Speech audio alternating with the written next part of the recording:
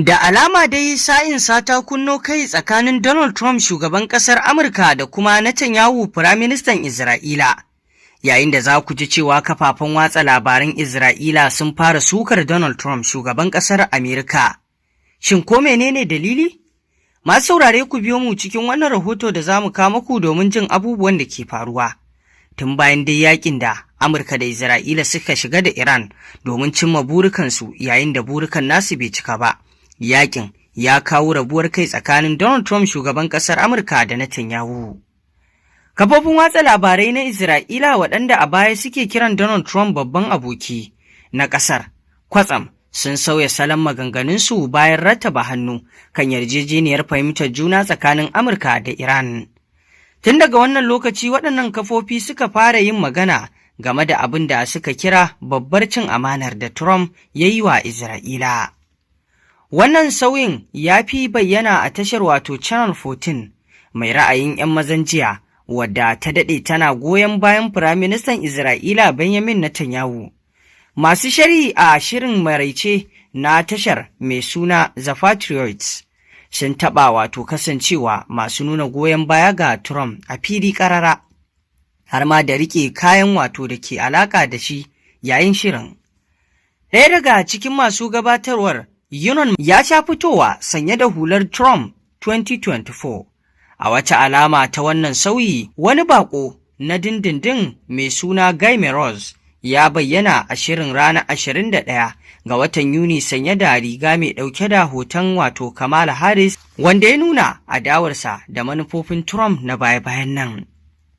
Wannan canjin na kwatsam na iya nuni wani gagarumin sauyi a goyon bayan masu ra'ayin mazan jiya na Isra'ila suke baiwa Trump a baya, da kuma dangantakar Isra'ila da Amurka baki ɗaya. Tun bayan rattaba hannu kan yarjejeniyar fahimtar juna tsakanin Amurka da Iran, masu shirye-shiryen Channel 14 da masu sharhi suka rinka wato zargin Donald Trump da miƙa wuya ga Iran, suna kuma cewa ya ci amanar gwamnatin Isra'ila. Chalmer, ɗaya daga cikin masu sharhi na tashar, ya shaidawa masu kallo cewa Iran ta yi wa Trump izgilanci, kuma tana da tabbacin cewa a ƙarshe zai ja da baya. Shirin The Patriot ya nuna wani bidiyo mai barkwanci inda Trump yake bayyana Iran a matsayin mai hankali sosai kuma kyakkyawa, yayin da ake nuna hotunan wato Iraniyawa suna ƙona tutar Amurka. Wani mai sharhi ya ce ba a taɓa ganin shugaban ƙasa mai iko irin wannan ya yi watsi da komai gaba ɗaya kamar wato haka ba. Wani kuma ya yi tambaya, me ke faruwa ne Trump? Wa yake ba shi shawara ne?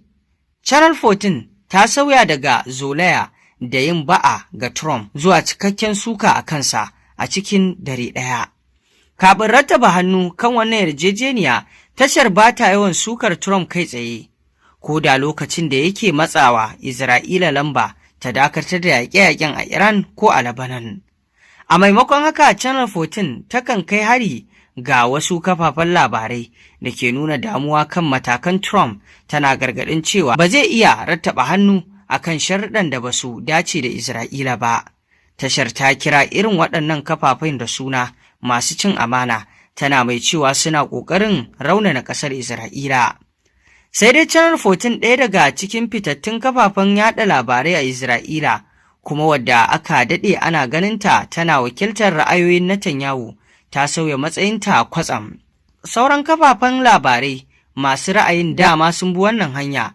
Jaridar Makorishon mai tsautsauran ra'ayi wadda ke goyon bayan matsugunan Yahudawa ta zargi Trump da kasancewa marar zurfin tunani, tana cewa Iran ba ta tattaunawa da gaskiya.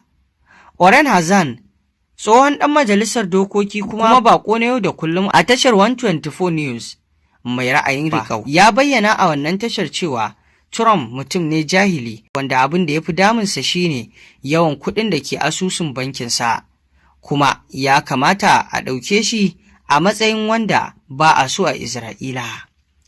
Wane irin kallo ake yi wa Trump a baya? Tun daga wa'adin mulkinsa na farko, mutane da dama a Isra'ila sun ɗauki Donald Trump a matsayin mafi kyawun shugaba da Amurka wato ya fi dacewa da muradan ƙasar. Mr. Trump ya amince da birnin Kudus a matsayin cikakkiyar babban birnin Isra'ila tare da mayar da ofishin jakadancin Amurka zuwa can.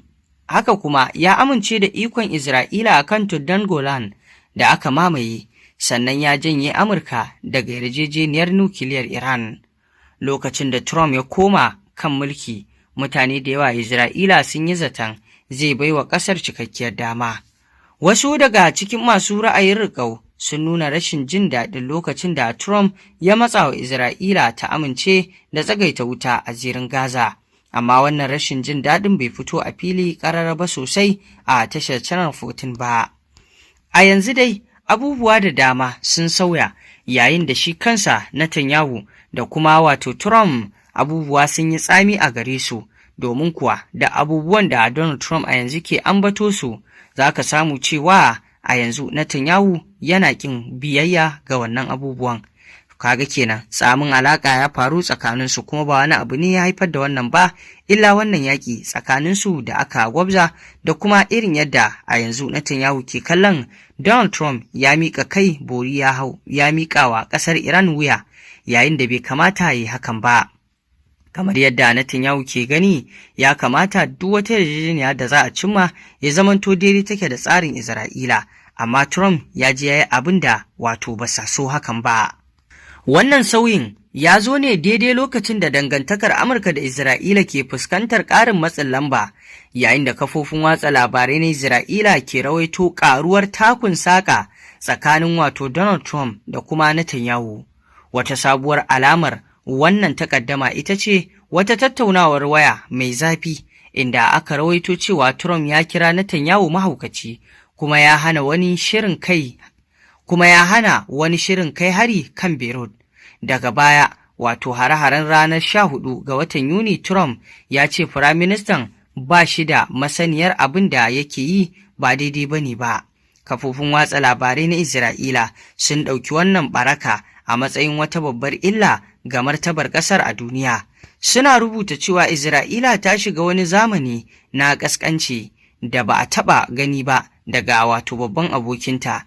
Kamar yadda jaridar Haaretz, Mr. Netanyahu na farkawa kowace rana cikin tsananin fargaba domin karɓar rabansa na kunya na yau da kullum daga babban abokinsa Donald Trump.